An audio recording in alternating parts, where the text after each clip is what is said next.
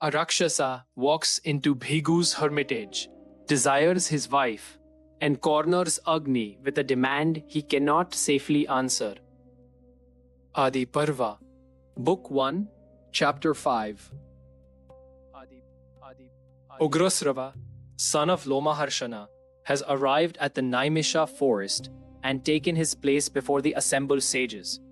Now, Śaunaka has completed his duties at the fire sanctuary, taken his honored seat, and invited the Sutta to speak. The question before us is which lineage he will be asked to recount first. Śaunaka spoke to the son of Lomaharṣaṇa. Your father studied the entire Purana in full. Have you also learned all of it? The Purana contains divine tales and the ancient lineages of the wise, those we have heard before from your father. Of all those accounts, I wish first to hear the Bhārgava lineage.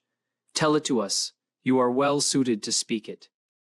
The son of Lomaharṣaṇa replied, O best of the twice-born, what the great-souled ones of old, Vaishampayana and other Brahmins, duly studied and narrated, and what my father in turn learned, and I after him, hear that now. The noble lineage of the Bhrigus, honored by the gods together with Indra, Agni, and the host of Maruts. This Bhārgava lineage, O descendant of Bhrigu, O great sage, I will recount to you in full, enriched with tales drawn from the Puranas. Bhrigu's dearly beloved son was Cyavana the Bhārgava. Cyavana's heir was the righteous Pramati. Pramati's son, born of Ghritachi, was Ruru. Ruru's son, born of Pramadvara, was the righteous Śunaka, he who had mastered the Vedas. And who was your great-grandfather? Śunaka was an ascetic and a man of great renown, learned, the supreme knower of Brahman, righteous, truthful, and self-restrained, with every sense firmly under his control. Then Shaunaka asked, O son of Sati, tell me, how did that great-souled Bhārgava come to be renowned by the name Cyavana? Bhrigu's beloved wife was widely known as Puloma. She was carrying Bhrigu's child within her, a woman of virtuous character, devoted to her husband, upholding dharma in all she did. One day, when Bhrigu had gone out for his ritual bath, a Rakshasa came to his hermitage, where Puloma waited alone. Entering, he saw Bhrigu's blameless wife and was seized at once by desire, losing all composure. Puloma, graceful to behold, received the Rakshasa. He had arrived as a guest with forest fare, fruits, roots, and the like, as courtesy required. But he, deeply tormented by longing, looked upon her and resolved to carry her away. In the fire shrine, he saw Jataveda, Agni, blazing there. The Rakshasa turned to that sacred fire and questioned him. O Agni, tell me truthfully whose wife this woman is.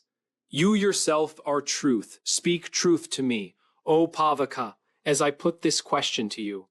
This woman was chosen by me in the past for marriage, but her father afterward gave her to Bhrigu, who acted falsely toward me. If she is truly Bhrigu's wife, found here alone in this hermitage, then tell me truly, I wish to carry her away. My heart burns within me as though on fire, because Bhrigu has come to possess the woman who is first mine. Thus the Rakshasa addressed the blazing Jataveda, still uncertain in his own mind, and pressed him again and again. O Agni, you dwell always within all beings as a witness, present through all matters of merit and demerit. Speak truly, O wise one. Has she, my former wife, been taken from me by Bhrigu, the deceiver? If that is so, you ought to speak truth to me. Having heard from you that this is Bhrigu's wife, I will carry her away from this hermitage. O Jataveda, speak a true word to me, even as you watch. Hearing those words, Agni, whose fire burns with 7 flames, was deeply distressed, caught between the fear of speaking untruth and the fear of Bhrigu's curse. He answered softly. Śaunaka's request sets the Bhārgava lineage from Bhrigu down through Cyavana, Pramati, Ruru, and Śunaka at the center of the telling. And the story of Puloma opens with Agni, trapped between a Rakṣasa's demand and Bhṛgu's trust.